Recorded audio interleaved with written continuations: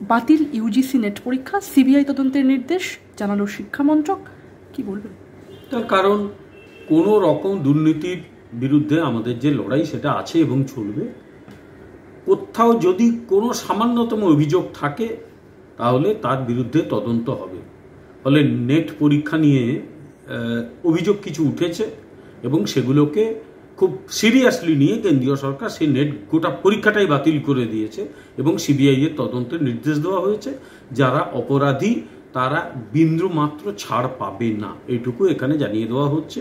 এই সরকার দুর্নীতির বিরুদ্ধে লড়াই করতে কৃত সংকল্প, এটা আবার প্রমাণ হলো। আপনার কথার সূত্র ধরেই বলবো, নিটের এক একটা প্রশ্নপত্র বিক্রি হয়েছিল 30 থেকে 32 লক্ষ টাকায়। বিস্ফোরক স্বীকারোক্তি, প্রশ্ন ফাঁস মামলায় গ্রেপ্তার হওয়া মাস্টার মাইন্ড অমিত আনন্দের। বিহারের বাসিন্দা অমিত প্রশ্ন ফাঁস মামলায় বিহার পুলিশের হাতে গ্রেফতার হয়েছে এবং একটি সর্বভারতীয় সংবাদ মাধ্যমের করা তথ্য অনুযায়ী অমিত পুলিশের কাছে ইতিমধ্যেই স্বীকার করেছে যে পরীক্ষার একদিন আগে প্রশ্নপত্র তার হাতে এসেছিল, সেই প্রশ্নপত্র বিক্রি হয়েছে 30 থেকে 32 লক্ষ টাকায়। না, তুমি নিট না নেট কোন পরীক্ষাটা? আমি নিট পরীক্ষাটার কথা বলছি। এখন মেডিকেলের যে নিট পরীক্ষা, গোটা মামলাটা কিন্তু সুপ্রিম কোর্টে চলে গেছে। যত কটা হাইকোর্টে মামলা হয়েছিল সব মামলা কিন্তু একটা জায়গায় শিফট হয়ে গেছে। সুতরাং আমাদের দেশে সুপ্রিম কোর্ট তারা যে সিদ্ধান্ত নেবে সেটা সবাইকে মানতে হবে। ইতিমধ্যে যেহেতু আদালতে মামলাটা চলে গেছে, ন্যাচারালি এবার আদালতে সিদ্ধান্তের উপর নির্ভর করে থাকতেই হবে আমাদের। তবে বিহারে ইতিমধ্যে যে লোকটির বিরুদ্ধে অভিযোগ পাওয়া গেছে তার সঙ্গে বিহারের প্রাক্তন একজন মন্ত্রী, এখন তিনি আবার ইন্ডি জোটের একজন বড় নেতা, খুব মাতব্বর, তার যোগাযোগের অভিযোগ কিন্তু পাওয়া যাচ্ছে। একটু ওয়েট করো, অনেক কিছু বেরোবে। তার কারণ যারা অপরাধ করেছে কেউ ছাড় পাবে না। নিট যেহেতু গোটাটাই আদালতের নির্দেশে চলছে এবং আদালত কোথাও পরীক্ষাটা বাতিল করতে বলেনি, শুধুমাত্র যাদের গ্রেস দেওয়ার সিদ্ধান্ত নেওয়া হয়েছিল তাও যুক্তি দেওয়া হয়েছিল, সেই যুক্তি বাতিল করে দিয়েছে এবং বলছে যে না, ওদের গ্রেস না দিয়ে আবার পরীক্ষা দিতে হবে। সরকার তাই এনটিএ তাই করছে। এই নিটের ক্ষেত্রেও আমরা বলতে পারি যে অপরাধ কেউ করে থাকলে ছাড়া হবে না। এখন আমাদের সুপ্রিম কোর্টের নির্দেশের উপর নির্ভর করতে হবে, সুপ্রিম কোর্ট কি নির্দেশ দেয়। আপনার কথা অনুযায়ী তো ভয়ঙ্কর অভিযোগ করছেন, একদম রাজনৈতিক সম্পর্ক রয়েছে বলছেন। এখন যদি থাকে, আবার আমি বলছি অভিযোগটা এসছে, কিন্তু যারা আমাদের দিকে আঙুল তুলছে, বাজে কথা বলছে, অভিযোগগুলো তো তাদের দিকেও উঠছে। সবই তদন্ত হবে তো বলা হচ্ছে, সমস্তই তদন্ত হবে। আর এনটিএ একটা স্বশাসিত সংস্থা, তার সঙ্গে কেন্দ্রীয় সরকারের কোনো প্রত্যক্ষ যোগ নেই। ফলে সেখানে যদি কোনো অন্যায় হয়ে থাকে নিশ্চয়ই তার বিরুদ্ধে কেন্দ্রীয় সরকার সিদ্ধান্ত নেবে। আমি শুধু বললাম, বিহারে একজন যে গ্রেপ্তার হয়েছে নিট দুর্নীতির অভিযোগে সে কিন্তু একজন রাজনৈতিক নেতার নাম বলছে, যে রাজনৈতিক নেতা আবার গোটাটাই কিন্তু ইন্ডি জোটের একজন বড় মাতব্বর। এতগুলো কথা বললাম, কিন্তু যেহেতু প্রমাণ হয়নি তাই আমি নামগুলো বলছি না, একটু খোঁজ খবর নিয়ে নাও, বুঝতে পারবে কে সে। রাজনৈতিক মহলে তো আপনার এই বার্তা সম্পূর্ণভাবে পরিষ্কার।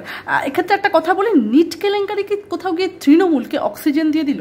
কোথাও কোনো অক্সিজেন পাবে না। যারা গোটা শিক্ষক দুর্নীতি মামলায় গলা অবধি ফেঁসে গেছে, শুধু তাই নয়, যারা দুর্নীতি করে চাকরি পেয়েছে তাদের পাশে দাঁড়িয়ে পড়েছে, তারা আবার বড় বড় কথা বলে কি করে? গোটা সিস্টেমটাকে যারা নোংরা করে দিয়েছে, গোটা সিস্টেমটা চোরের দ্বারা চলছে, এবং যেখানে একদম মন্ত্রিসভা দাঁড়িয়ে পড়ে যারা চুরি করে চাকরি পেয়েছে তাদের পাশে, এবং তাদের সুপার নিউমারি পোস্ট তৈরি করা হয় তাদের চাকরি রেখে দিতে, তারা আবার অপরের কথা বলে। কোনো এখানে বাঁচার কোনো জায়গা নেই। সবই আদালতে মামলা চলছে, এটাও চলছে ওটাও চলছে। আদালত যা নির্দেশ দেবে প্রত্যেককে মানতে হবে। তার আগে ওই সাধুগিরি না দেখাটাই ভালো। এই রাজ্যের শাসক দল যখন সাধুগিরি দেখায় তখনই না অস্বস্তি হয়, বিচ্ছিরি লাগে, যে আবার চোরের মায়ের গলা কত বড় দেখো। রাজনৈতিক মহলের একাংশে ইতিমধ্যেই গুঞ্জন শুরু হয়ে গিয়েছে যে এতদিন আপনারা এসএসসি দুর্নীতি নিয়ে যে যতবার আপনারা আওয়াজ তুলেছেন, এবার তো আপনাদের ওপরও সেই একই কালি লেগে। একদম, যারা বলছে বাজে কথা বলছে, কিচ্ছু না জেনে মূর্খের মতো কথা বলছে।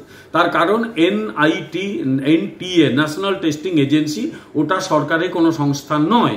এনটিএ প্রতিষ্ঠিত হয়েছিল সুপ্রিম কোর্টের নির্দেশে, এবং সেই এনটিএ একটি স্বশাসিত সংস্থা, সরকারের সঙ্গে তার কোনো প্রত্যক্ষ যোগ নেই। এখানে ভারতীয় জনতা পার্টির কোনো নেতা কর্মী যুক্ত হয়েছে এবং কেন্দ্রীয় সরকার বা কোনো রাজ্য সরকার তাকে বাঁচানোর চেষ্টা করছে। একটা উদাহরণ দিয়ে দিন, এখনো পর্যন্ত সেই উদাহরণ আমরা কিন্তু হাতে পাইনি।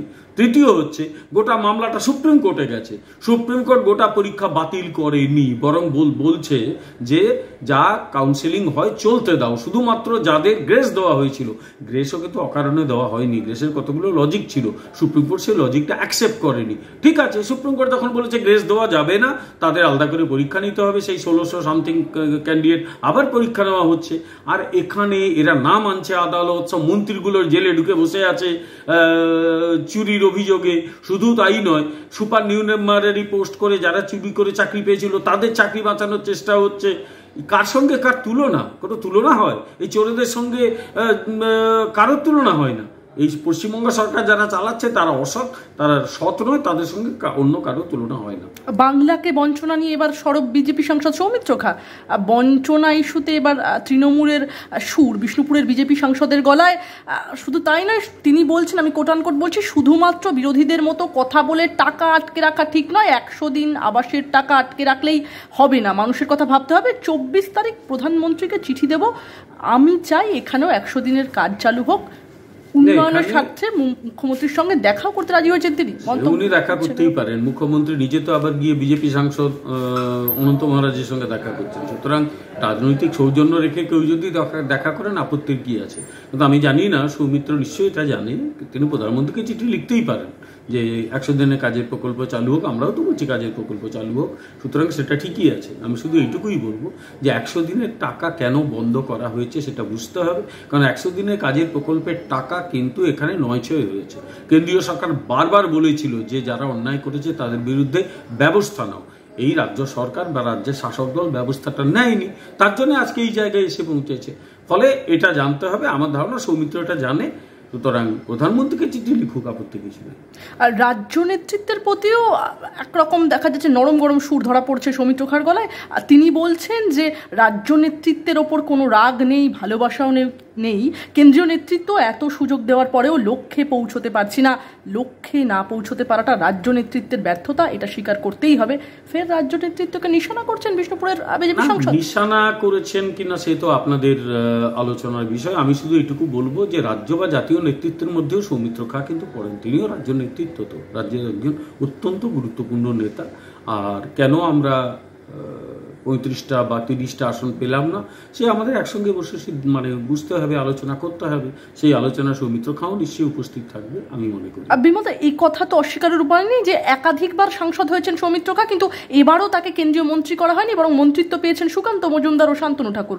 অনেকটা সেই দিকে ইঙ্গিত করে সৌমিত্র বললেন যে কেন্দ্রীয় নেতৃত্বের সঙ্গে কথা হয়েছে, যোগাযোগ রাখছি, পদ কিভাবে ছিনিয়ে নিতে হয় আমি জানি, সহজে কিছু পাওয়া যায় না, ছিনিয়ে নিতে হয়। ঠিক আছে, ছিনিয়ে নিক, আমার আপত্তি কিছু নেই। শুধু এটুকু বলি যে কে মন্ত্রী হবে, কাকে কি দপ্তর বন্টন করা হবে, গোটাটাই নির্ভর করে কিন্তু মাননীয় প্রধানমন্ত্রীর উপরে, এটা প্রেরোগেটিভ প্রধানমন্ত্রী।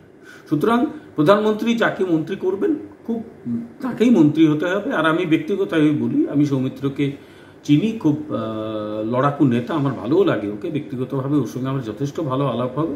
আমি নিজে ওকে বলে দিতে পারি, ও যদি মন্ত্রী হয় সবচেয়ে খুশি আমি হব, নিশ্চয়ই মন্ত্রী হলে আমি খুশি হব, কিন্তু সেটা প্রধানমন্ত্রী কি সেই সিদ্ধান্তটি নেবেন। আর ও মন্ত্রী হলে আমাদের দক্ষিণবঙ্গ থেকে আরেকজন মন্ত্রী হবে, খারাপ কি? আমি খুশি হব ব্যক্তিগতভাবে। প্রার্থীদের নাম ঘোষণা হতেই আমরা দেখতে পাচ্ছি যে দিকে দিকে বিক্ষোভ। রায়গঞ্জ, বাগদা, রানাঘাট, দক্ষিণ কেন্দ্রের যে বিজেপি কর্মী সমর্থকদের প্রার্থী পছন্দ নয়, তারা বারবার প্রমাণ করে দিচ্ছেন। কেন বারবার আপনার মনে হয় প্রার্থী নির্বাচন নিয়ে এত প্রশ্ন উঠছে? আমি যখন নিজে দমদম কেন্দ্রে দাঁড়িয়েছিলাম, হঠাৎ করে দেখলাম যে সেখানে একটা পার্টি অফিস ভাঙচুর হয়ে গেল। কি ব্যাপারটা কি না, দমদম এবং রাজারহাট গোপালপুর কেন্দ্রে প্রার্থী নাকি পছন্দ হয়নি। তারপর আবার দেখলাম কিছু লোক যারা করেছিল তারা পার্টির সঙ্গে সেভাবে কেউ যুক্ত নয়, তারা এসে ঝামেলাটা বাঁধিয়েছিল। এখন পার্টির সিদ্ধান্ত চূড়ান্ত, পার্টি যাকে দাঁড় করাবে তার কথাই মানতে হবে, তাকেই মেনে নিয়ে চলতে হবে। এটা হচ্ছে পার্টির শৃঙ্খলা, সেই শৃঙ্খলা সবাইকে মেনে নিতে হবে, কিচ্ছু করার নেই। অভিযোগ থাকলে বা কিছু বক্তব্য থাকলে পার্টি ফোরামের ভেতরে গিয়ে কথা বলতে হবে। বাইরে এই ধরনের যদি পার্টির কেউ করে থাকে, আমার ধারণা পার্টির কেউ ইউজুয়ালি এগুলো করে না, তাতে ওদের বোঝা উচিত পার্টিকে তারা ভালোবাসে, তাতে এতে পার্টির তো ক্ষতি হয়, পার্টির তো লাভ কিছু হচ্ছে না, এগুলো করে পার্টির লাভ হয় কিছু। কিন্তু আমি বিশ্বাস করি যারা প্রকৃত বিজেপি কর্মী, যারা প্রকৃত বিজেপিকে ভালোবাসে, তারা বাইরে এই ধরনের কোনো সমস্যাগুলো করবে না, করেও না। আমরা দেখতে পাচ্ছি বিমলতা, ভোটের ফল প্রকাশের পর থেকেই কার্যত জোড়া ফুলের মতো পদ্ম ফুলেরও অন্দরেও অন্দরে মানে কোন্দল কাঁটা টের পাওয়া যাচ্ছে। এটাই মনে করছেন আপাতত রাজনৈতিক বিশ্লেষকেরা? রাজ্যে ক্ষমতায় আসার স্বপ্ন দেখা বিজেপির কাছে তৃণমূলের থেকেও কি এখন বড় চ্যালেঞ্জ দলের অন্দরের কোন্দল কাঁটা সামলানো? এখন ক্ষমতা হচ্ছে একটা গ্রেট সিমেন্টিং ফ্যাক্টর। তৃণমূলের মতো একটা শতধা বিভক্ত দল দাঁড়িয়ে আছে ক্ষমতার ভিত্তিতে, ক্ষমতাই ওদের এক করে রেখেছে। আমরা যেহেতু ক্ষমতায় নেই, না চাইলে কিছু কিছু অসন্তোষ বা ক্ষোভ আসতে পারে, কিন্তু আবার আমি বলবো যে বিজেপি শৃঙ্খলাবদ্ধ দল, প্রত্যেকের উচিত যে শৃঙ্খলা মেনে চলা, কারণ শৃঙ্খলাই আগামী দিনে সাফল্যের চাবিকাঠি হতে হবে। আবার আমি বলছি, শৃঙ্খলা হলো সাফল্যের চাবিকাঠি। বাইরে বিশৃঙ্খলা দেখালে মানুষের মনোভাব কিন্তু খারাপ হয়, সেটা মনে রাখতে হবে প্রত্যেককে। আরেকটা কথা, তবে হ্যাঁ, ভারতীয় জনতা পার্টি একটি গণতান্ত্রিক দল, সেখানে প্রত্যেকে তার মতামত প্রকাশ করতে পারে, কিন্তু পার্টি ফোরামের মধ্যে বাইরে বিশৃঙ্খলা হলে কিন্তু সেটা আমাদের সম্মান নিয়ে একটা প্রশ্ন হয়, তাই সেটা না করাই ভালো বলে আমি মনে করি। বিজেপির ব্যর্থতা নিয়ে এবার হতাশা প্রকাশ সংঘের মুখপাত্র স্বস্তিকায় বুথ স্তরে বিজেপির সংগঠনের বেহাল দশা নিয়েও লেখা হয়েছে, সেখানে কি বলবেন? আমার কথা হচ্ছে যে এবারে 18 থেকে 12 হওয়ার জন্য আমরা সবাই হতাশ, শুধু নয় অত্যন্ত দুঃখিত। কষ্ট আমাদের সকলের হয়েছে, কারণ আমরা সবাই লড়াই করেছিলাম দল যাতে একটু ভালো জায়গায় থাকে, অন্তত 25 থেকে 25-এর উপরে 30টা আসন পায়, কিন্তু সেটা পাওয়া যায়নি। তার ভিত্তিতে লড়াই করতে হবে। আমি স্বস্তিকার লেটেস্ট এডিশনটা দেখিনি, আমি নিয়মিত পত্রিকাটা পড়ি, এখনও দেখিনি, দেখলে আমি বুঝতে পারবো যে ঠিক কী লেখা হয়েছে। এবং সেখানে যদি কোনো গঠনমূলক সাজেশন থাকে, আশা করি নিশ্চয়ই আছে, সেগুলো মেনে চলার চেষ্টা করা হবে। এবং বুথ লেভেলে যদি সংগঠন ভালো হয়, আগামী দিনে সেটা সাফল্যের বড় চাবিকাঠি, এ নিয়ে সন্দেহের তো কোনো জায়গা নেই। ঠিকই তো বলেছে। ফের রাজ্যে বিজেপির কেন্দ্রীয় টিম আক্রান্ত কর্মীদের সঙ্গে কথা বলেছেন তারা, কিন্তু প্রশ্ন উঠছে বারবার এই কেন্দ্রীয় নেতারা এসে লাভটা কি হচ্ছে? এর আগেও আমরা দেখেছি ফ্যাক্ট ফাইন্ডিং টিম বহুবার এসেছে, কিন্তু লাভ কিছু হয়নি। কে বললো? ফ্যাক্ট ফাইন্ডিং টিম আগে এসেছিল এবং সে নিয়ে প্রচুর চর্চা হয়েছে। মানবাধিকার লঙ্ঘন নিয়ে কেন্দ্রীয় মানবাধিকার কমিশন এখানে তারপরে ভিজিট করতে এসেছিল এবং সে নিয়ে মামলা হয়েছে। যারা বলছে কিচ্ছু হয়নি, তারা জানেই না, কিচ্ছু না জানলে কি বলবো, হয়েছিল, তারা এসেছিল। তারপর কেন্দ্রীয় মানবাধিকার কমিশন এসেছিল, তারা এখানে রিপোর্ট দিয়েছে এবং কেন্দ্রীয় মানবাধিকার কমিশনের রিপোর্টটা একটু পড়ে দেখতে বলো। এখানে কিছু নেতা সম্পর্কে কি বলেছে রাজ্যের শাসক দলের, একটা শব্দ ব্যবহার করা হয়েছে, নটোরিয়াস ক্রিমিনাল। কে বললো যে রাজ্যের মানবাধিকার কমিশন এখানে কিচ্ছু করেনি? দিব্যি করেছে। এবং কেন্দ্রীয় শাসক কেন্দ্রীয় টিম আসার পরেই দলের অনেক বেশি মানুষ জানতে পেরেছে। এবারেও তাই। আমার দলের কোনো মানুষ যদি আক্রান্ত হয়, আমার দলের কি বলবো, দায়িত্ব হচ্ছে তাদের পাশে দাঁড়ানো। এটা কি কংগ্রেস দল নাকি? আমি 77 থেকে দেখতাম কংগ্রেস কর্মীরা মার খাচ্ছে, নেতারা সব জেলায় পড়ে আছে। এবং এ কারণেই তো মমতা ব্যানার্জি এত জনপ্রিয়তা বেড়েছিল, তার কারণ তিনি মানুষের পাশে সেই সময় দাঁড়িয়েছিলেন, ডেফিনেটলি দাঁড়িয়েছে, তো ইতিহাস। এখন তিনি প্রশাসন চালাতে পারছেন না, রাজ্যের খুব ক্ষতি হয়েছে, সেগুলো একটা অন্য বিষয়। ফলে কেন্দ্রের নেতৃত্ব রাজ্যের নেতৃত্ব সে সময় কংগ্রেসের ব্যর্থ হয়েছিল। আমরা তো মানুষের পাশে দাঁড়াই এবং আমরা চেষ্টা করি যাতে মানুষের কষ্ট দুঃখ না থাকে। একজন বিজেপি কর্মী নয়, আপনি দীর্ঘদিনের সুপরিচিত মুখ, একজন রাজনৈতিক বিশ্লেষক হিসেবে আপনার সেই অ্যাসেসমেন্ট কি বলছে 2026-এ বাংলায় বিজেপি কিভাবে ঘুরে দাঁড়াবে? আমি 77 থেকে রাজনীতি দেখে আসছি। 77-এ যখন সিপিএম ক্ষমতায় এসেছিল, তখন আমার বয়স বিরাট কিছু হয়নি, অল্প বয়স, কিন্তু মনে রাখার মতো বয়সটা হয়ে গেছিল। 77 থেকে 82, 87, 92, 96, তারপর 2001, 2006, 11, 16, 21, এতগুলো বিধানসভা নির্বাচন নিজের চোখে দেখলাম। এবং আমার মোটামুটি একটা রাজনৈতিক পরিবারে জন্ম। যখন নির্বাচন হতো, আলোচনা হতো, বাড়িতে বহু লোক আসতো, বাবার সঙ্গে রাজনীতির যোগ ছিল, আমি দেখতাম।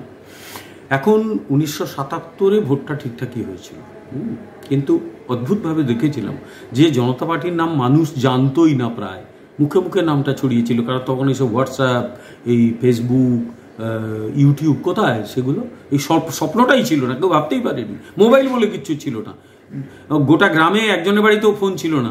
আমার বাড়ি থেকে 6 কিলোমিটার দূরে দাঁতন বলে একটা জায়গা আছে, সেখানে 3টে ফোন ছিল, তার মধ্যে একটা থানাতে, আর একজন বড় ব্যবসায়ী, আরেকজন কোথায় বলতো। তখনও যে আমি স্থানীয় কলেজে পড়তাম, সেখানেও কলেজে ফোন আসেনি।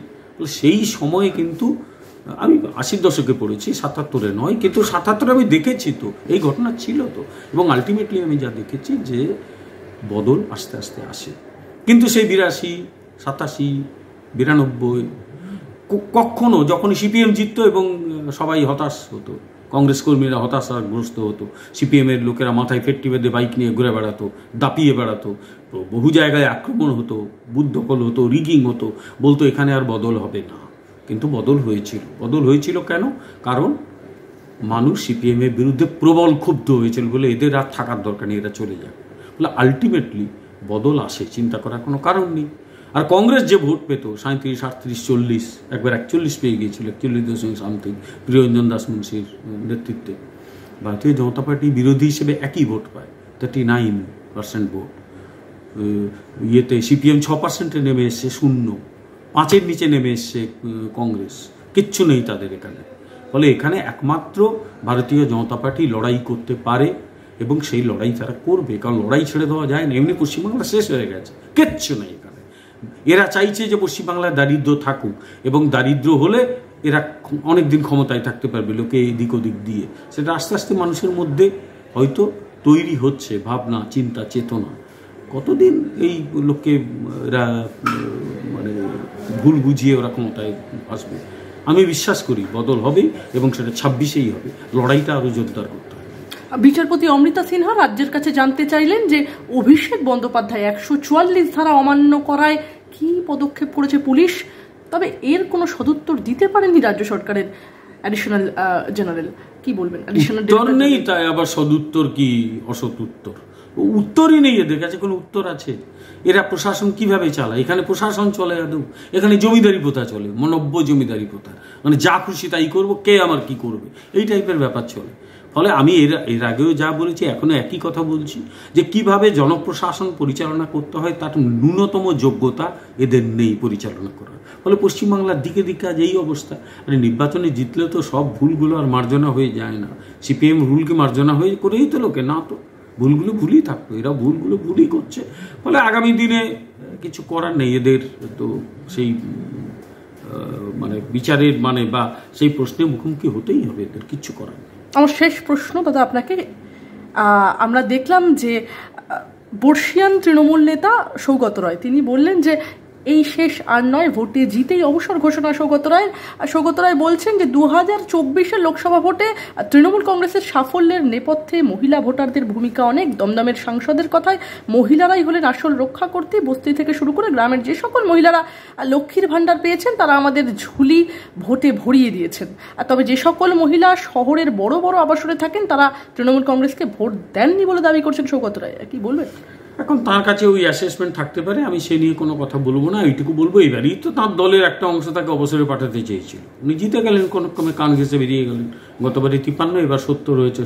লোকসভা নির্বাচনের নিরিখে ওগুলো কোনো ভোটই নয়, বিশেষত পশ্চিমবাংলা এরকম একটা শাসক দল। ফলে উনি ভালোই বুঝেছেন এরপর তাকে আর কোনো দেবে না, টিকিট দেবে না। শুধু একটাই অনুরোধ যে গতবারে অন্তত টিকিট পাওয়ার জন্য তো বিরোধীদের পিঠের চামড়া নিয়ে জুতো বানাবো এইসব বলতেন, দয়া করে এগুলো বলবেন না। আপনাকে তো আর আপনি ইলেকশনে দাঁড়াবেন না, এবার একটু বিবেকের ভূমিকা পালন করুন, যেখানে অন্যায় হচ্ছে তার প্রতিবাদ করুন। কারণ আপনি একজন শিক্ষিত মানুষ, একজন শিক্ষিত মানুষ হিসেবে আপনাকে আমি অত্যন্ত শ্রদ্ধা করি। আপনি অধ্যাপনা করতেন, আমিও অধ্যাপনা করি। আপনার কাছে আশা করি যেখানে যেখানে অন্যায় আছে আপনি মুখ খুলবেন তার বিরুদ্ধে, অন্তত বিবেক হন।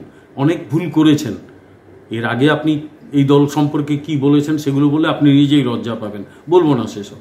আপনি অন্তত এবারে নিজেকে মানে কি বলবো, বিবেকের ভূমিকা পালন করুন, দেখবেন মানুষ আপনার যে ভুলগুলো সেগুলো ভুলে আপনাকে মাথায় করে রাখবে। কিন্তু আমি জানি আপনি এগুলো করবেন না, তবুও আপনার কাছে একজন শিক্ষক হিসেবে, আপনিও তো শিক্ষক ছিলেন, অন্তত এই সরকার যে ভুল করছে সেইগুলো মানুষের কাছে তুলে ধরুন।